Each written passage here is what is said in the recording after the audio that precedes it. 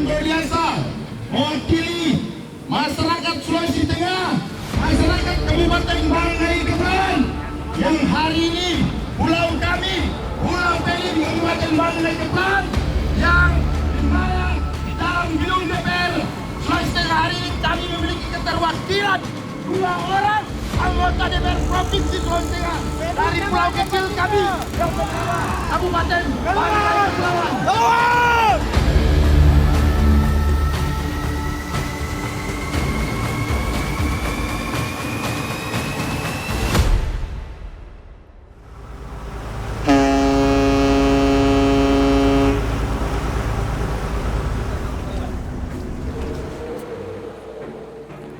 TPRI. Halo, ya betul. Selamat datang di Kabupaten Banggai Kepulauan. Pulau Peli, ya mari Pak. Di mana wilayah karsnya yang kita mau tuju nih Pak? Jadi pada prinsipnya wilayah kars di Banggai Kepulauan ini 97,7%. Jadi semua kawasan itu adalah kars. Itu. Jadi tidak sampai 10% yang benar-benar tanah. Jadi semacam hanya jaket yang menyelimuti kars itu kan. Nah, tergantung teman-teman dari TPRI mau saya antar yang ke kars yang mana. Baik, kita berarti langsung ke sana Pak ya.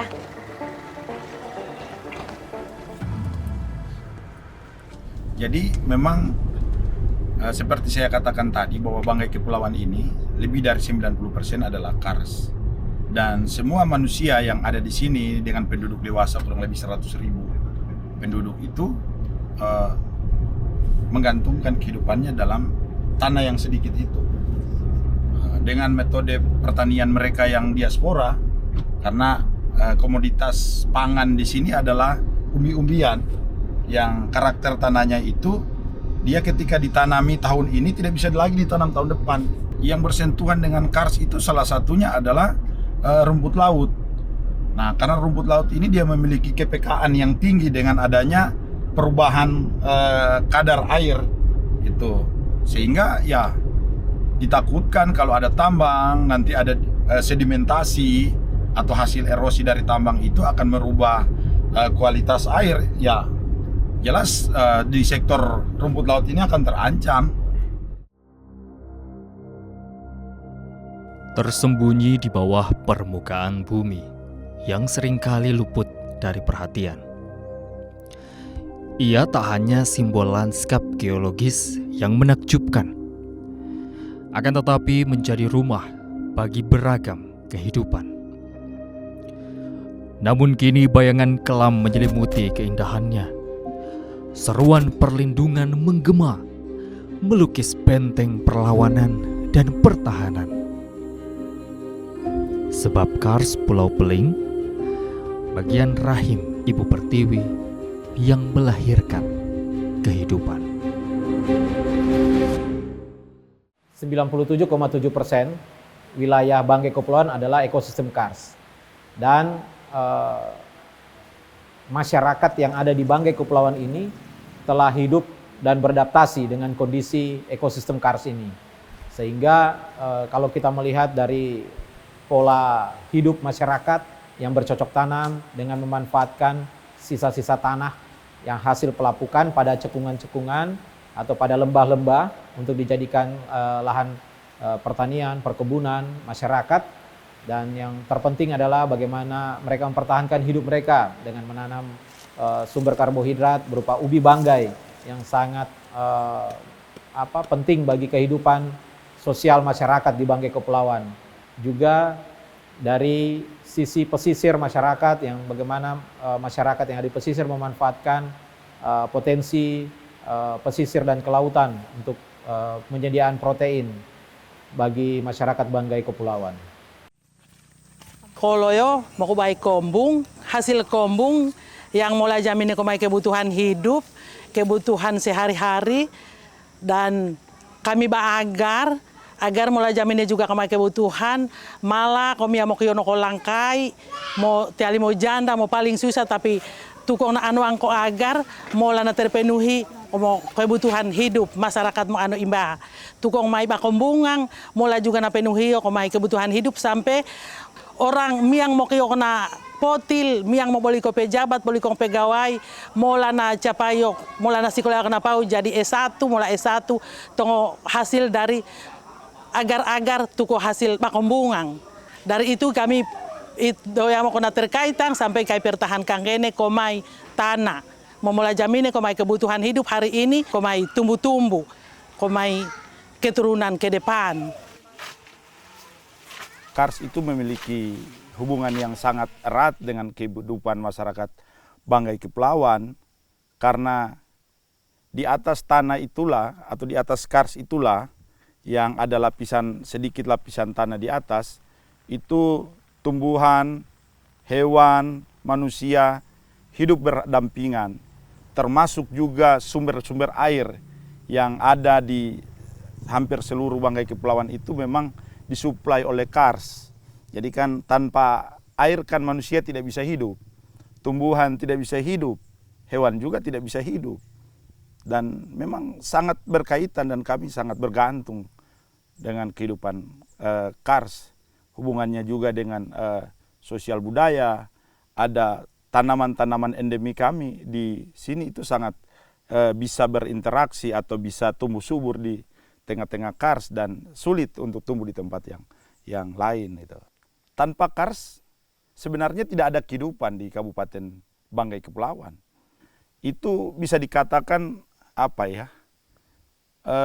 Napas kami, gitu. Denyut nadi kami, denyut jantung kami. Nah, kalau manusia sudah tidak punya denyut nadi, maka kan sudah mati. Begitulah betapa pentingnya, betapa urgensnya hubungan kami dengan persoalan apa yang namanya kars itu.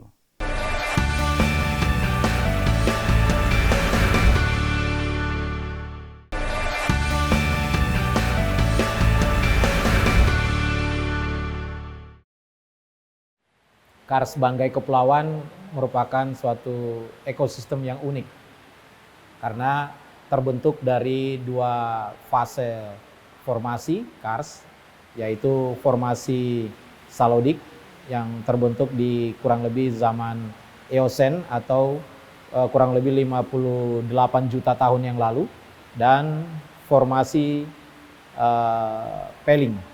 Formasi Peling ini kurang lebih terbentuk 2 juta tahun yang lalu. Nah, sehingga Kars Banggai Kepulauan ini mempunyai peran yang sangat penting dalam ekosistem yang ada di Pulau Peling ini, yaitu terkait dengan bagaimana dia ekosistem ini menyerap air sebagai sumber penghidupan masyarakat di Kabupaten Banggai Kepulauan, yang kita ketahui bahwa hampir 100% atau bisa saya katakan ya 95% air di Banggai Kepulauan ini dari mata air untuk air bersih maupun air minum, dan sisanya masyarakat sebagian masih mengkonsumsi air hujan. Namun kars mempunyai peran penting dalam penyediaan air bersih bagi masyarakat. Ya, kalau berdasarkan total itu hampir kurang lebih 100 lah atau 98 mata air itu yang ada tersebar, dan yang potensial itu ada 39. Seluruh mata air di Kabupaten Banggai Kepulauan berasal dari kars. Yang paling sangat signifikan itu terasa di wilayah barat Pulau Peling ini. Itu ada di dalam 3 kecamatan kami hanya punya 2 sumber air. Yaitu yang ada di wilayah pegunungan Tatarandang dan wilayah pesisir di desa Bangunemo dengan mata air Olulang. Itu adalah sumber mata air kars yang menghidupi ribuan keluarga. Artinya tanpa kedua mata air itu ya sudah mati kita. Tanpa kars kita tidak bisa hidup. Bisa saya katakan di wilayah pesisir yang memang isunya saya sudah dengarkan itu akan terjadi eksploitasi besar-besaran. Dan di pegunungan itu kawasan hutan lindung. Sehingga masyarakat itu tidak tahu lagi lari kemana kalau seandainya itu bisa terjadi. Kabupaten Banggai Kepulauan adalah wilayah kars yang kalau kita lihat perdanya itu 97% adalah kawasan kars. Nah, Selain kawasan kars, memang ada sumber-sumber kehidupan di wilayah tersebut. Ketika itu ditambang oleh kegiatan pertambangan batu gamping, otomatis itu akan rusak. Nah, yang kedua ini adalah wilayah pulau. Wilayah pulau yang saya kira memang kalau dia ditambang, potensi kerusakannya itu akan jauh lebih besar daripada wilayah daratan. Kenapa? Ya kalau di pulau kan kalau dirusak di tempat yang satu, dia tidak mungkin lagi ke tempat yang satu karena itu ada keterbatasan wilayah kalau dia kepulauan. Saya selaku bagian dari masyarakat, itu yang terutama. Yang kedua, saya adalah bagian dari pemuda adat Banggai Kepulauan. Pemuda adat Sea-Sea yang kami memiliki ikatan batin yang sangat kuat dengan alam. Selanjutnya ini persoalan tentang kemanusiaan. Dengan eksploitasi yang terjadi di Banggai Kepulauan yang sangat sempit dan kemudian indah ini, jika itu terjadi kan sama dengan kita membunuh masa depan. Siapa sih yang tidak mencintai masa depan? Siapa sih yang tidak mau melindungi anak cucu kita ke depan? Mereka menyuarakan hal yang sama. Saya sudah turun, berdiskusi, berdialog dengan mereka.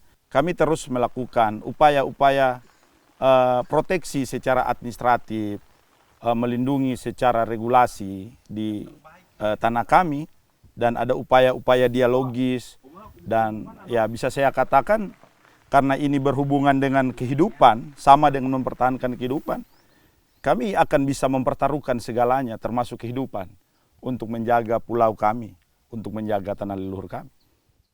Kalau kita lihat warga di Banggai Kepulauan, khususnya masyarakat yang ada izin yang akan direncanakan ditambang, itu saya kira mampu karena kita lihat dari beberapa diskusi dengan masyarakat di bawah, mereka solid,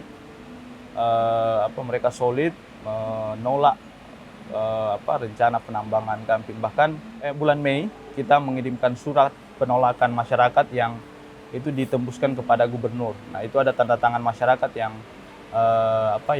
menolak rencana penambangan itu. Petisi yang dibuat oleh masyarakat di desa Leleang Matamaling di Kabupaten Bangkai. Kami dengan kemampuan yang ada, kami terus melakukan konsolidasi bersama kawan-kawan, lembaga-lembaga pemerhati, untuk terus memberikan penyadaran kepada masyarakat dan menghimpun aspirasi suara mereka dalam bentuk administrasi, surat menyurat, dan lain-lain untuk perlindungan yang kami lakukan terhadap tanah kami. Oleh sebab itu, kami melakukan bentuk penolakan secara dini agar nanti juga baik kami sebagai masyarakat maupun pihak investor itu tidak merasa dirugikan, sehingga ya bisa berjalan normatif secara natural itu penolakan kami dari rakyat.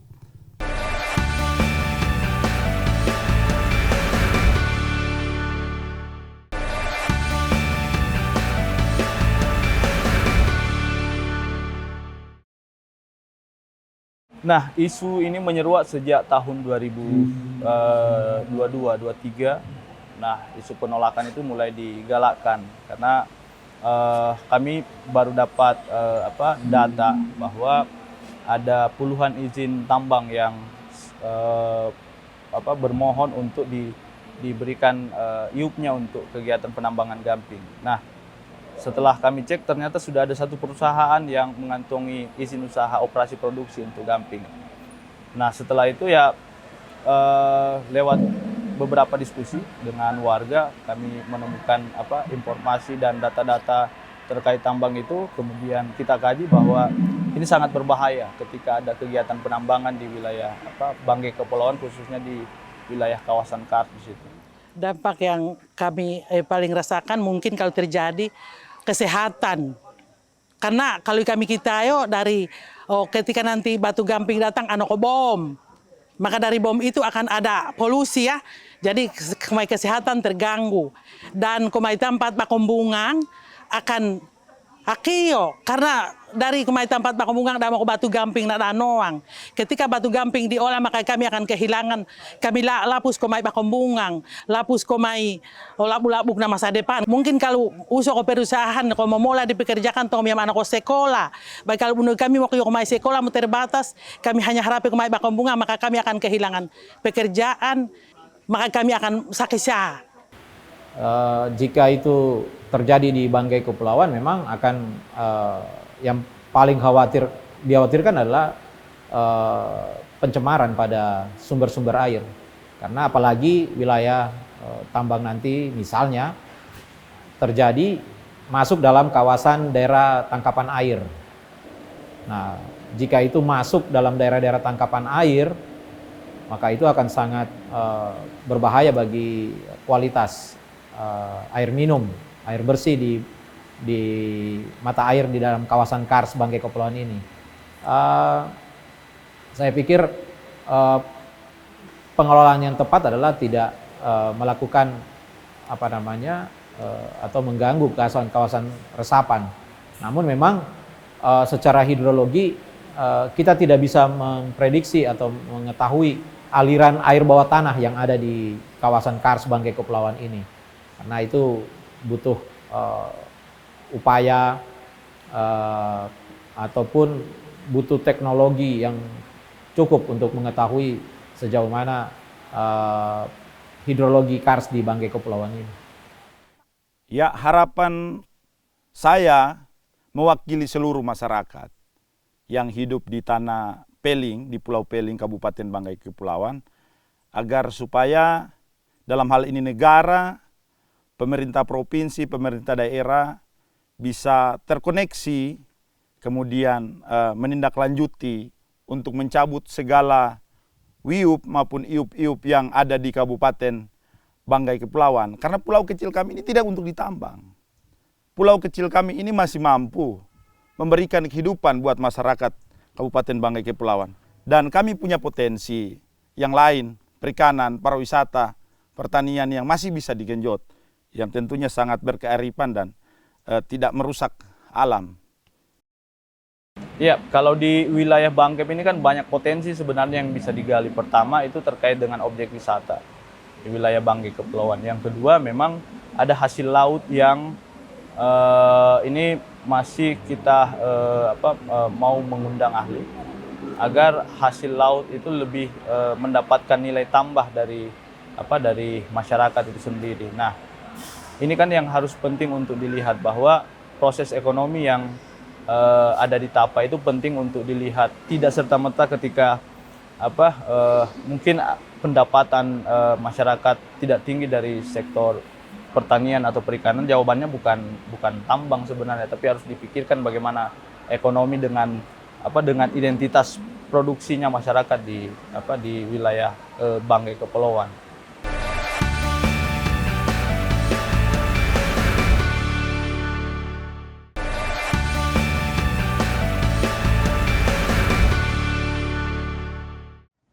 Di Banggai Kepulauan ini, sebagaimana juga seluruh wilayah ya, Republik Indonesia, kita mengacu pada Undang-Undang Nomor 32 Tahun 2019 itu tentang pengelolaan lingkungan hidup. Di dalam peraturan itu sudah sangat jelas ya, juga dijabarkan pada peraturan Presiden Nomor 27 Tahun 2012. Jadi pengelolaan lingkungan hidup ini sebagai daerah tentu kita nggak lepas. Kami melahirkan Perda dan juga di dalam peraturan Bupati juga itu sangat jelas ya dalam pengelolaan ekosistem Kars itu. Semua peraturan yang ada itu sudah sangat cukup di dalam pengelolaan lingkungan yang ada di Kabupaten Banggai Kepulauan. Jadi kami sangat berharap bahwa di daerah ini pengelolaan lingkungan hidup itu sudah benar-benar menjadi tuntunan dan jadi dasar dalam setiap pembangunan yang tentu kita tahu dalam penyusunan setiap pembangunan jangka menengah, jangka panjang itu harus mempunyai kajian lingkungan seperti yang disyaratkan.